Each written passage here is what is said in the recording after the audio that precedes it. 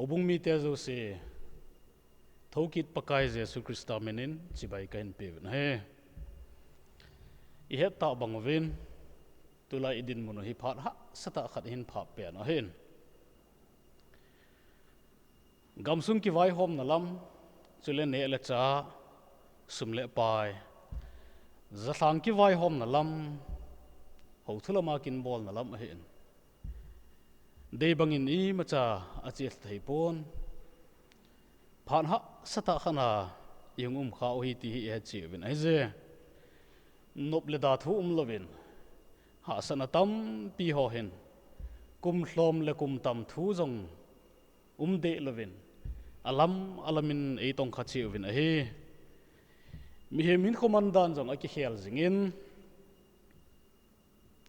boina le ha san na tam pi hon jong ei ho jong ei nung del pe vin ei hon jong I heu da thei de po vin I cham lovin ha san na tam pi to ki hlon khom jingvin I chikala ta hin lung no pha na tam pi jong ahung ping do e ti hevin chule lung thlai lo na ding mi he min kho tam pi jong do tan te ti jong ta san ta na je ade senen tula hin khang tha te dingin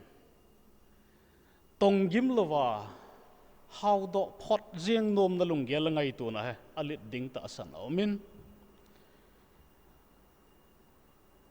chule nu le pa thu a nun sanga loi le gol le media thu a nun loi le gol thu sei ngai zo media thu sei ngai zo ki te ho he tulai khang tha te hin khwa he alit zo ding ta san omin ai je iti din mun ho akona tuni pha na iga ngai tu khom diwa de chu hi le hoza I hivam hoza na him ti thu hi ingai tu khom divin no ba hlen ai je ti chu hi ji in ipan sat na diu bible chang ho Genesis bung thum chang ko na ga ve hote pathen thu nga ji te ahin la pakai pathenin mihim pa cha hin kovin aza hoilama omana him atile ama pan jong hon sunga na husa kaza a hi le kasago keu kahi ji a ka kichat a hi ji a chu kisela kahi ati ani na in luk bung som le bunga chang som le chang sagi na ave ki no te chuin a kha do pha nin kapa ina aso thala ho khuza pin ne khop le ne wal chang thla ne za keimal hikoma gilkela thiding ka hi pathenin athu hing ya sim do hoi bon chawa gen phat thei bu pi han lang taw na ga among hote pakai kapa thing ka pathen lungset na langai lu na nei na samuwa tuni chan geza hin na dam nei pi wa na thua ki holim na thei ki wa na thei pat pha nei pi ka ki pa e tin ki pa thu kan tun na he na su ha lo le samin pakai na hu bung mi te hinga na thu hing kain phun na dinga hin lunggel ngai tu na pum pin nang man hin na jin lang nang man na thu hi hin phong dingin na lung sit ki thu pin nge an ka hung ta e tisana islam Nazareth Jesu Christam nin katave amen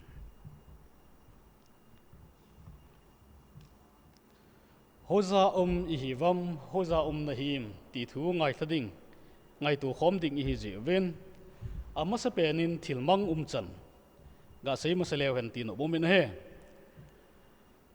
amang ki ti chu ipiti na hitan tem tin ki dong hen lang hele mitam pin don bun azat chum che ipe thei diu ka ta sang na he thil chu iman sa hi le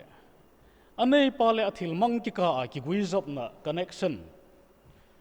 lo a hi tai ti chu a ki che na je ani na in iman sa thil khat chu ei ma dinga cha man cha thei hi talo ti na he mangnom hle azong le hen iman pha ta lo ji in man cha thei hi ta pui athum na dingin ithilman sa chun eiman ichin tupna protection ipi jing chu achan ahitai tina ahi ichidin mun hin seiding tampi umjong le ijat chun khat ve dingin ga nga phonu hitin ichikhel zema ga seibe nom ki khat chu mukit thaya thilkiman sa omen mukit ta lo dinga thilkiman sa jong ome abanin hichikhela chun iman sa thil khat amang den jeng tadinga inagel khat chu khonung vainung nitam thatam kumtam achenunga hoilai ham khana iti ham khana hin mu kha ki na hele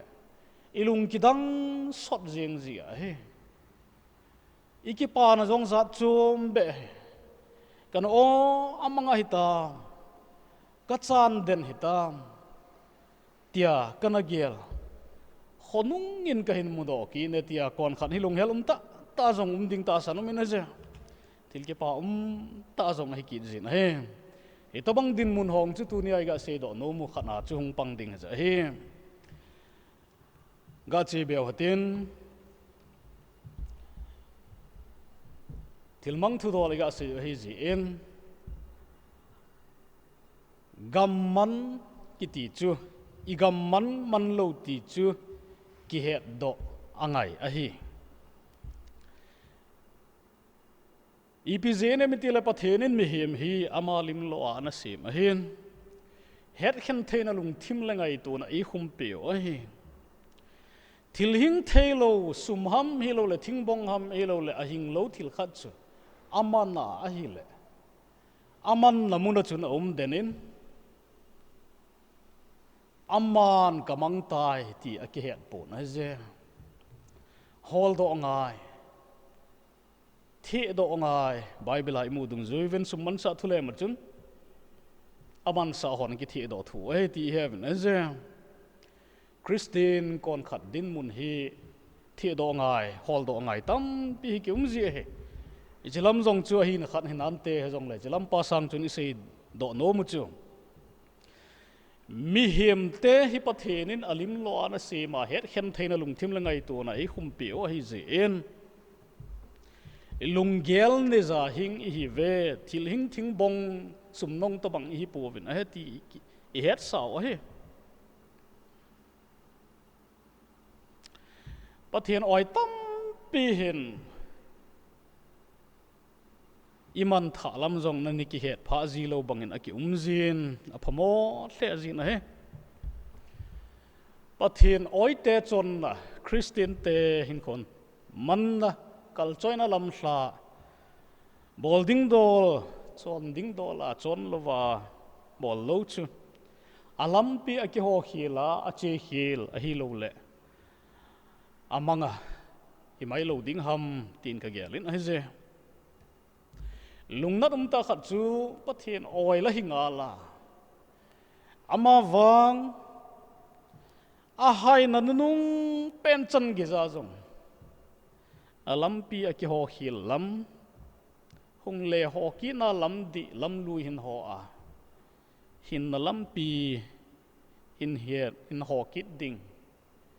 gel do phalwa tun so na dinga mangden jing jong christian tampi diu ta sanomin jong umin te luknan ta din mun he hi adam le evidin mun chuga veleu hen pathin do ma na bol thonin pathinin ahin ko tai hoza na hi te genesis a in sim do bang wachun pathinin ahin ko nget set ta na je pathin amungam thon ta pon aza cha thon ta aki sel thon tai ti heaven ai pathin oi christian pathin ta san ho bung mi khat chun pathin oi te pathin ho bung mi te chon dola chon lova hin kho nop ninga manga ema phasa sa ki he mi hem chu alung sung chu i phat lam na le pathin anga za cha na tam pi na hin lo dim thaya tin ga ge lo hite chu teng la mi chu mang tha che a ton so na dinga kile kit je helova mang den the a hi ti ding chu koi ma inop diu ta san po na je chun cha pawa amang pa thule ma kon hin thu them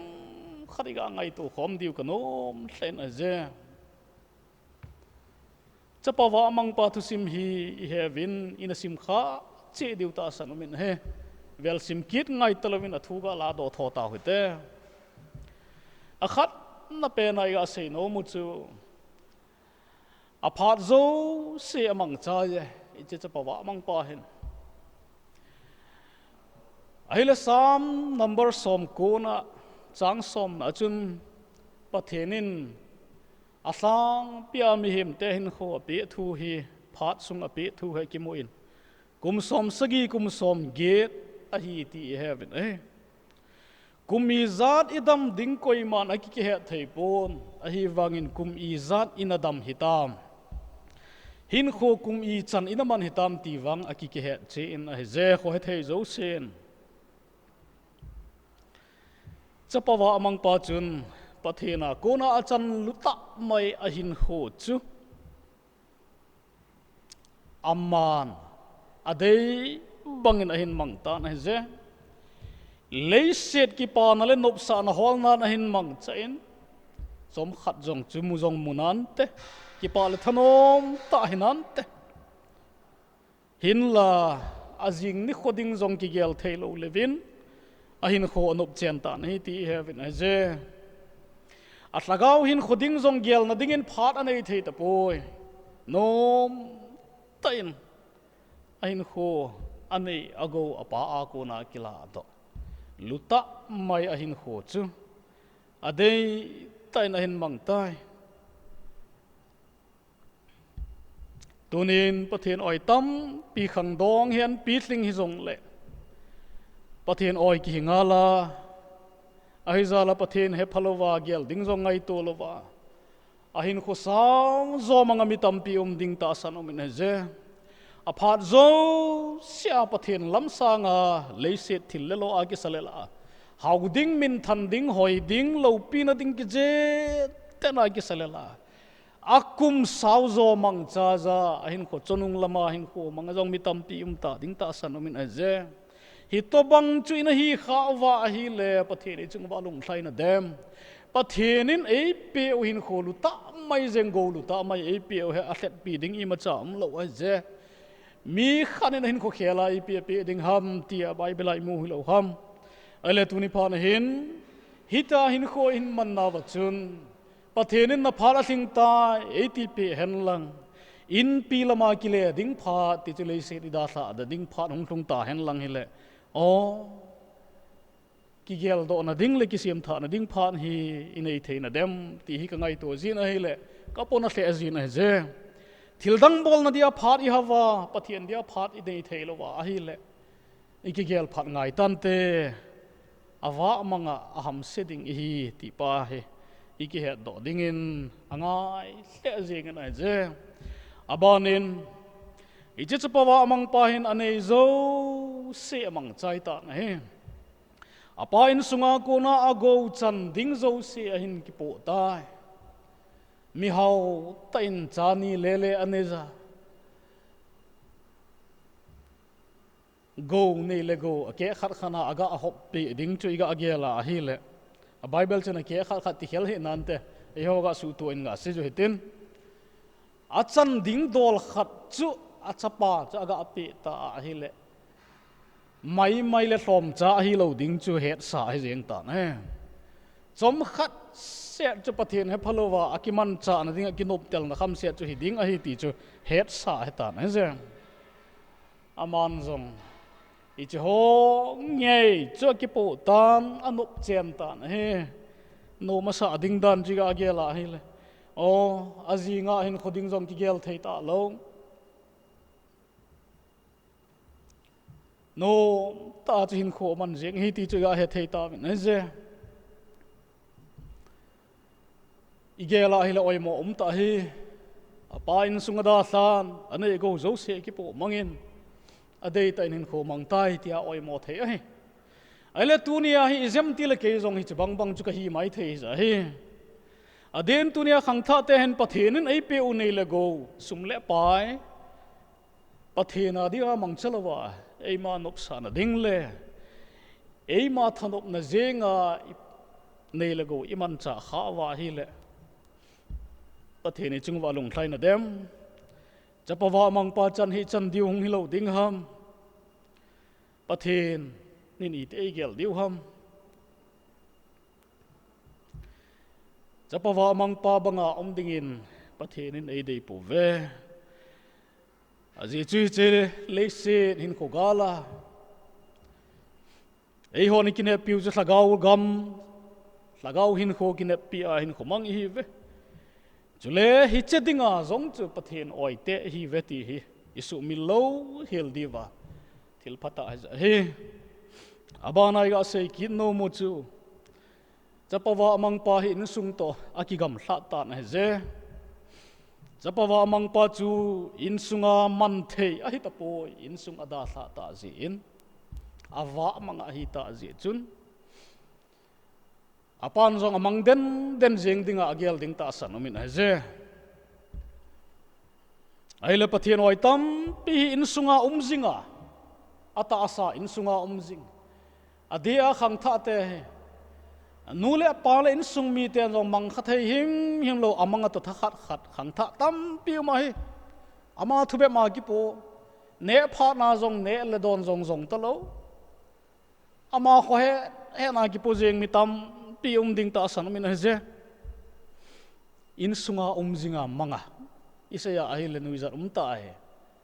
ngai ha sa ta mai zinga hi wanga amanga tabang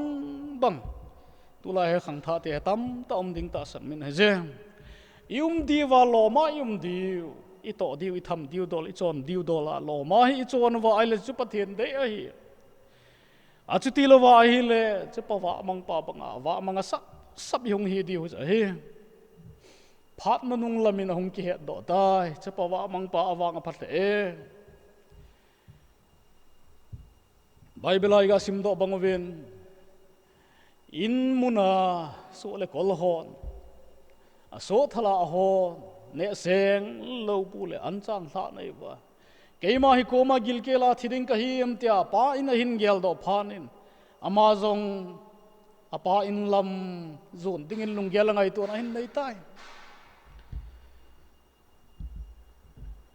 din mun ki da ta le